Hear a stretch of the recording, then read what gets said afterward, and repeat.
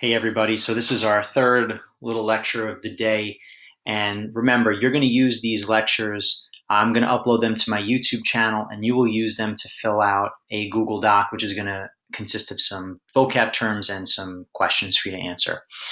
So we left off with kind of this split in the Muslim community about who was going to take over following the death of Muhammad. Well, the agreement was that while there was some division, the consensus was that Muhammad's father-in-law, a man named Abu Bakr, would be the first caliph or successor to Muhammad. And Abu Bakr is kind of going to get the ball rolling to where Islam is going to expand and Muslims are going to create an empire. Now, an empire is a group of states or territories that are under the control of one person. We've learned about some empires in Global Nine already. The empire created by Alexander the Great, the Roman Empire, even mentioned way back the Persian Empire, and most recently the Byzantine Empire.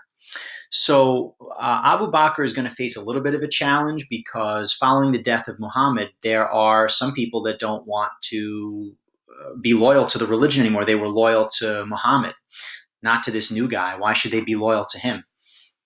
But Abu Bakr is committed to uniting all Muslims, and he is successful in doing that. And once the Muslim community is united, they are going to set out on military campaigns.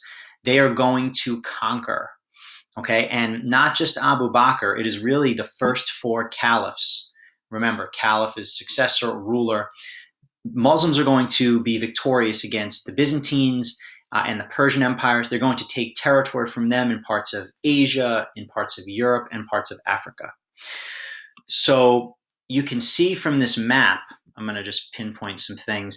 This dark green right here, you can see Mecca. That's where Muhammad was born. There is his journey to Medina. This dark green area is the extent of the Islamic rule under Muhammad.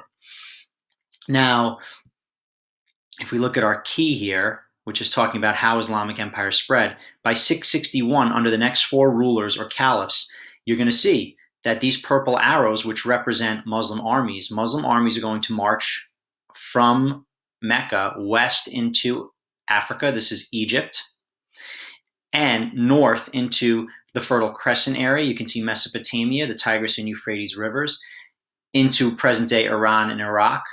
And the entire Arabian Peninsula is going to be a part of the Islamic Empire. And I will get back to this map in a second, okay, in a few minutes. So there are the two most famous caliphates, and again, caliphate is an area ruled by a caliph, are the Umayyad Caliphate and the Abbasid Caliphate. The first one that we're going to focus on are the Umayyads. So I have a little timeline here that you can reference just for your own, just for yourself, kind of put some events in order. But if we go all the way back to the year 570, that's when Muhammad is born. 40 years later is when the Archangel Gabriel tells him that he is the prophet. It is him who is going to spread this religion of Islam.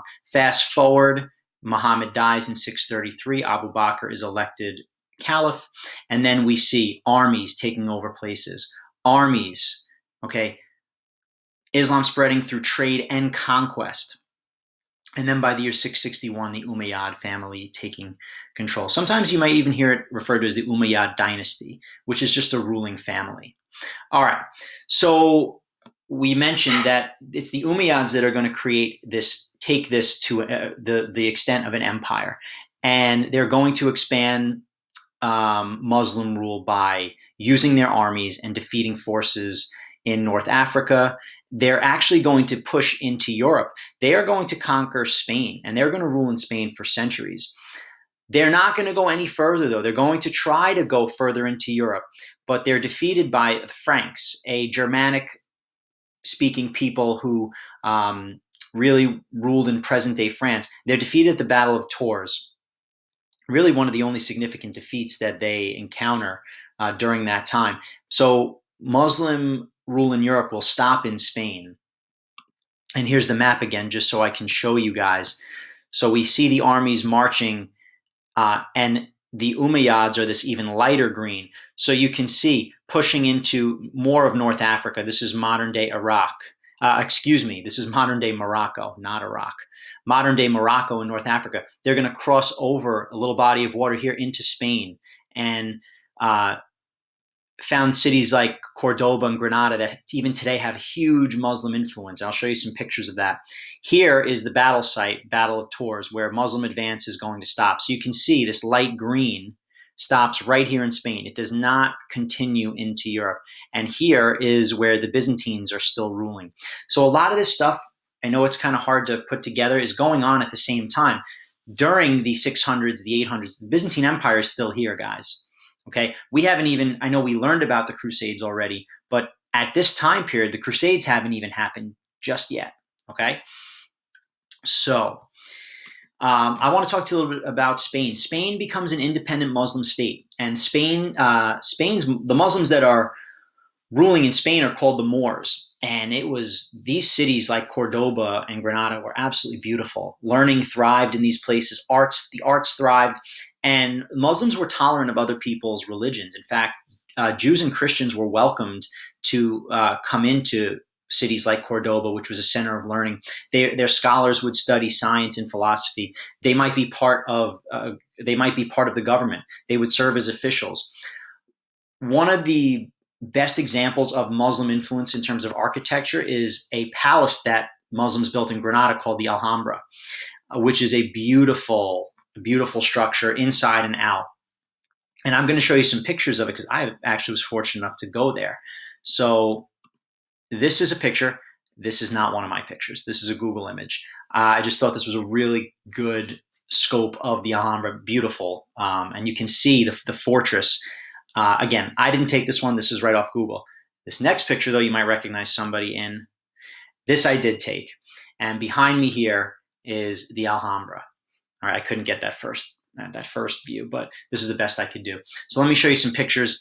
This picture I did take, not bad, right? That's a pretty good shot. You can see the reflecting pool, the arches, the columns, which the Muslims adapt to their own style. Remember, those were Greek and Roman contributions and achievements in architecture. So it's a great example of cultural diffusion. You'll even see this type of style of arch here, which is symbolic of Muslim architecture, where the arch actually kind of bends in a little bit. So just some other pictures here of the beautiful architecture, the detail, the design. And remember, this is in Spain, which is mainly a Christian country today, but there was a lot of Muslim influence, really from the 700s until the 1500s. And just a picture of some of the gardens here. So why did the Muslim Empire succeed? Why are their armies so successful? Well, a couple things. Number one, the Byzantine and Persian empires had grown weak. They were fighting each other, and they became exhausted. So, they're weaker, easier for the Muslims to conquer them and take land from them. Number two, the Arabs fought on camel and horseback, which most other traditional armies had not seen.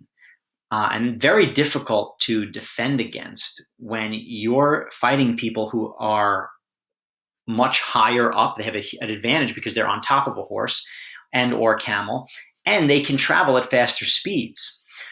But this really, one of the most important things was the belief in Islam that really unified soldiers. They really believed if they died in battle fighting for Islam, they were going to not go to hell.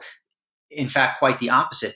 Death in battle meant that they would enter into this paradise, right? Very similar to Christians who, when they die, believe that they will go to heaven. And this really motivated the Arab armies to many victories. Whoops, not taking that right now. Sorry about that. Okay, so one of the really interesting things is how Muslims treated their conquered people. And they really did so. They were very tolerant of other religions. People who were not Muslims were restricted in some ways. They did have to pay a special tax, but Muslims did not force other people to convert. They allowed Christians and Jews to practice their own religion and follow religious customs. And in fact, I mentioned it a little bit before when we talked about Spain, but throughout the Muslim empire, Jews and Christians played very important roles. They served as doctors, translators, government officials. And what happens though is many non-Muslims, even though they weren't forced to, they decide to convert to this religion. They really like the message. They also sought political and economic advantages because you did have some of those advantages if you were Muslim. But Islam is going to spread in this way. In fact, we have a picture right here. This is a Jewish pharmacist, you could say, right? We know what pharmacists do, guys. They give out medicine, right? Make people feel better. This is a Jewish pharmacist living under the Muslim empire. And we can see that because we know some of the architecture here and the writing as well. So how do the Umayyads maintain control? Look, we saw that map. It's big. It's a big empire, guys, right? So you want to be able to maintain control over this caliphate. One thing that they do is they divide it up into different provinces run by different government officials, which makes things easier. The other thing that they do is they make Arabic the official language of the empire.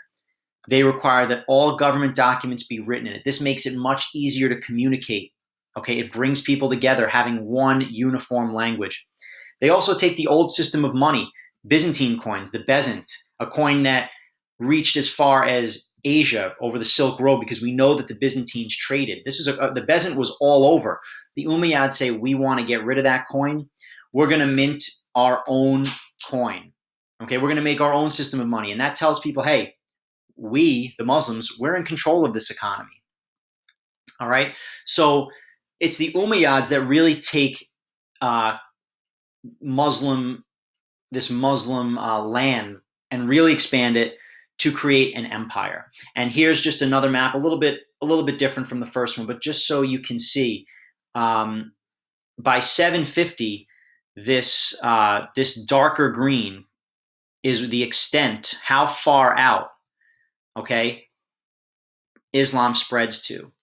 And it's this whole thing, guys, really pretty big, right? I mean, the only thing that is not part of the Islamic Empire is this area here, which is the Byzantine Empire. But all of these different shades of green, right, is all controlled by Muslims. And the next activity will be a little video of the Abbasid Caliphate or the Abbasid dynasty, in which Muslims experience a golden age. Okay, so that's it for now. And again, if you guys have any questions, I'm going to post all these videos. There's going to be 3 of them to Classroom, and there will be a little assignment with that too. Okay.